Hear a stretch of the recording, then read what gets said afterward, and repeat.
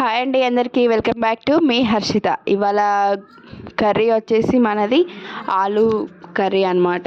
ఆలును tomato curry చాలా చాలా బాగుంటుంది, చాలా టేస్టీగా కూడా ఉంటుంది అనమాట. పిల్లలకు కూడా చాలా నచ్చేస్తుంది. చూసేద్దాం రండి ప్రాసెస్. ఇప్పుడైతే నేనైతే ఆలు అయితే పొట్టు తీసి పెట్టేసుకున్నాను. ఇప్పుడు కట్ చేసిన ముక్కలనే నేను వాటర్లో వేస్తున్నాను అనమాట, ఎందుకంటే అవి కలర్ షేడ్ అవుతాయి కదా, అందుకనే. ఇప్పుడైతే ఒక కడాయి పెట్టేసుకొని అందులో 2 టేబుల్ స్పూన్ ఆయిల్ వేసుకొని తాలింపు గింజలు అనేవి వేస్తున్నాను. నేను జీలకర్ర అవన్నీ వేసేసాను అనమాట. ఇప్పుడు వచ్చేసి ఆనియన్స్ పచ్చిమిర్చి వేసేస్తున్నాను. ఇవి కొంచెం బ్రౌన్ షేడ్లో వచ్చేంత వరకు ఇవి కొంచెం వేయించుకోవాలన్నమాట. ఇవి బాగా ఎగుతూనే కర్రీ టేస్ట్ కూడా చాలా బాగుంటుంది అనమాట. కొంచెం ఓపికతో వేయించేసుకోవాలి.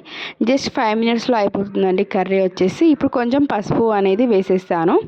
పసుపు వేయక కొంచెం గ్యాప్ ఇచ్చేసి ఒక 1 మినిట్ పసుపు అనేది అలా వేయించుకొని తర్వాత ఆలు పీసెస్ అన్నీ అందులో వేసేసేయాలన్నమాట. అన్నీ మంచిగా తడి లేకుండా అన్నీ వేసేసుకుంటే అయిపోతుంది. మంచిగా అవన్నీ మంచిగా కలుపుకోవాలి, అంతా కలిపేటట్టు కరిగేటట్టు మొత్తం కాసేపు అలా కలిపేసుకుంటే బాగుంటుంది అనమాట. గ్రేవీ అంతా దానికి మొత్తం వచ్చేస్తుంది. కొంచెం సాల్ట్ వేస్తున్నాను, సరిపడా సాల్ట్ వేసుకోవచ్చు. ఇప్పుడు మళ్ళీ కలిపేస్తున్నాను అనమాట.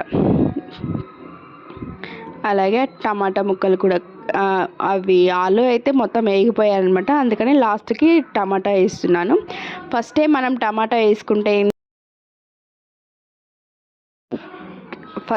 ఏంటంటే టమాటా వేస్తే ఆలు ముక్కలు అనేవి ఉడకవు అనమాట, అందుకనే నేను లాస్ట్లో వేసాను. ఇప్పుడు కొంచెం అల్లం వెల్లిపాయ వేస్తున్నాను.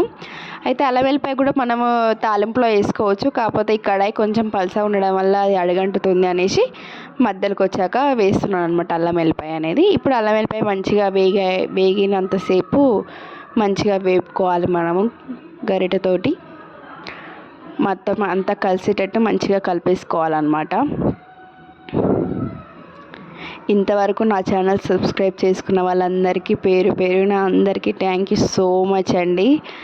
ఇంతమంది సబ్స్క్రైబర్స్ అవుతారని నేను ఎక్స్పెక్ట్ చేయలేదు. ఇకపైన అయితే డైలీ వీడియోస్ అయితే పెట్టడానికి నేను మ్యాక్సిమం ట్రై చేస్తాను అనమాట. చాలా చాలా థ్యాంక్ యూ సో మచ్ అండి అందరికీ. నన్ను ఇంతలా సపోర్ట్ చేసే వాళ్ళందరికీ చాలా చాలా థ్యాంక్ యూ సో మచ్ అసలు.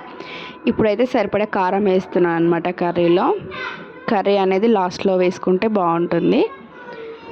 పీసెస్ అన్నీ ఉడికిపోయాక కొన్ని వాటర్ పోసి అది కరిగేటట్టు కారం అనేది గడ్డ కడుతుంది కదా, అలా కట్టకుండా కొన్ని వాటర్ పోస్తున్నాను అనమాట. నేను పోసిపోయినట్టు వాటర్ పోస్తున్నాను. అలాగే అది కూడా గ్రేవీకి సరిపోతుంది. ఇప్పుడు ఆలు అనేది ఉడికిందా లేదా చూస్తున్నాను అనమాట. అది గట్టిగా ఉంటే ఉడకనట్టు, కొంచెం మెత్తగా అయితే ఉడికినట్టు అనమాట. చూడండి అంత దగ్గరికి వచ్చేస్తుంది అనమాట, మొత్తం ఉడికిపోయి అంత దగ్గరికి అనేది వచ్చేస్తుంది.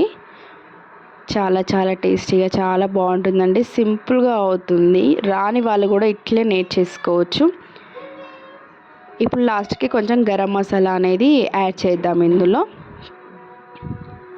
నా దగ్గర అయితే కొత్తిమీర లేదు, మీ దగ్గర కొత్తిమీర ఉంటే కొత్తిమీర కూడా వేసేసుకోవచ్చు. చాలా చాలా టేస్టీగా చాలా బాగుంటుంది అన్నమాట.